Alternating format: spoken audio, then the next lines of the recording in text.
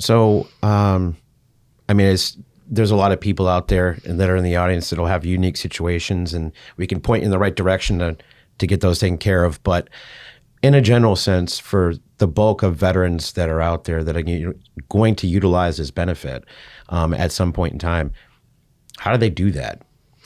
So the first thing that I would recommend is to go online, go onto the va.gov/education website, and follow the instructions on how to apply by starting off with getting an ID.me or a login.gov account. Those two are both, they're both ways that you can have your identity protected. So that way going forward, you'll have your benefits protected as well. It's something that we've been encouraging people to do. Can you do it without it? Yes, but the process takes longer because it verifies all of your information by doing it that way.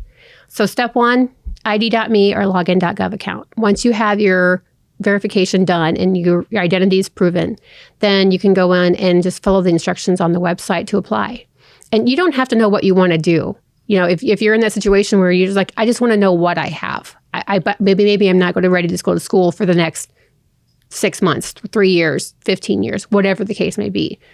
We just encourage you to go on, apply, and start reading through, the questions that they have on the online application. It's actually very easy, very self-explanatory it helps guide you with where you want to go. So does it kind of operate similar to getting pre-approved for a mortgage? I mean, you're not necessarily executing the mortgage or purchasing a home, but hey, I know that I've got this amount that I can work with and apply it to my education. Yeah, somewhat. I think that the one thing that is important to remember when you're applying is that if you don't know what you want to do, at least all you're doing is setting up yourself for a base of knowing, okay, I served 3 years. I have 100%, payment for post 9/11, and it's going to pay X amount of dollars. So if you don't know what you want to do, because there's not some people, I think there's a confusion sometimes with the active military that you're told, well, if you sign up, you get $50,000 for education benefits.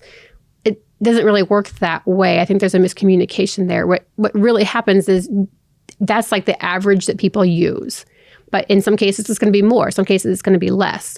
So the important thing to do is just to get yourself set up and then start speaking and kind of going around on playing on our website and learning what you can do and where you can apply those funds. But with it being more or less, that's with regard to post 9/11 and not Montgomery GI Bill, right? Right. That's a set number. Yes and no. Because if you don't use it all, I know, right? It's confusing. But if you don't use it all, I mean, it's not like if you decided to go to school and, because with the Montgomery GI Bill, let's say it's $1,900 a month that you get. You apply that how you need to, whether that's for your tuition, whether that's for your housing, however you have decided within, yourself on how you want to take care of your schooling. But let's say that the school has more funds than what you need. Well, we don't give you the extra money left over. There's not a bucket of money that's sitting there that says you can have $50,000 and you only used $40,000, so you have $10,000 left, to get in the end. It doesn't work in that way. You get entitlement, and that entitlement, once it runs out, then those funds will run out. Gotcha. Okay. Hey folks, connecting with your benefits is our primary mission, and the SITREP is providing more options than ever. Subscribe to our free email newsletter, subscribe to our audio podcast channel, or subscribe to our content on YouTube. For details and links, check out the description below.